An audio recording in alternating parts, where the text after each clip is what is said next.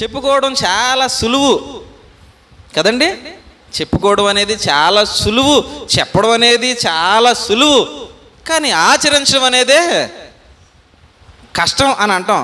కానీ ఎందుకు కష్టం? మనకు అది ఇష్టం లేదు కాబట్టి కష్టం అయిపోయింది, అంతే కదా.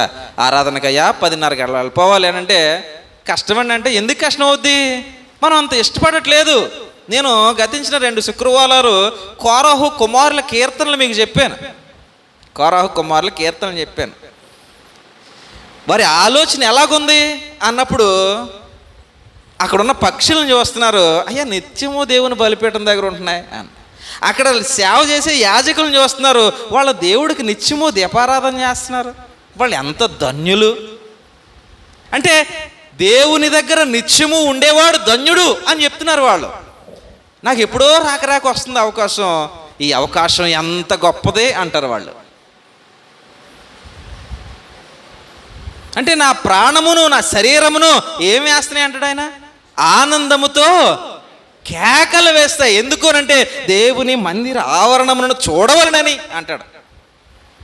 దేవుని మందిర ఆవరణములను చూడాలి అని నా శరీరము, నా యొక్క మనస్సు, ఆత్మ కేకలు వేసాయి అనేటువంటి ఆ మాట వాళ్ళు చెప్తున్నప్పుడు నిజంగా వాళ్ళకి ఎంత ఆరాటం దేవుడు అంటే. దుప్పి నీటి వాగుల కొరకు ఆశపడినట్లు దేవా నా ప్రాణము నీ కొరకు అన్నారు. అంటే నీటి వాగు కొరకు దుప్పి వేచి చూసినట్లు దేవుని సమయం కొరకు నేను ఎంత ఆసక్తితో ఎదురు చూస్తున్నానో దేవా అంటున్నాడు ఆయన. కోరహు కుమారులు ఎందుకు దేవుని కంటికి గొప్పవారిగా కనిపించారంటే, దేవుడు అని అంటే ఇక మాకు అంతకు మించినది ఏది లేదు అనుకుంటున్నారు వాళ్ళు. కోరహు చచ్చాడు మనకు తెలుసు, ఎందుకనంటే తిరగబడ్డాడు దేవుని పైకి.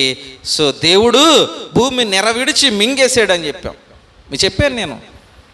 కానీ బిడ్డలు ఆ ఆపదలో చిక్కుకోలేదు. కారణం వారి యొక్క మనస్థితి ఎరిగిన దేవుడు మనుషులందరికీ మార్గం చూపే మాటలు చెప్పగలరు వీళ్ళని కోరహు కుమారులు అలా ఎత్తి పట్టుకున్నాడు.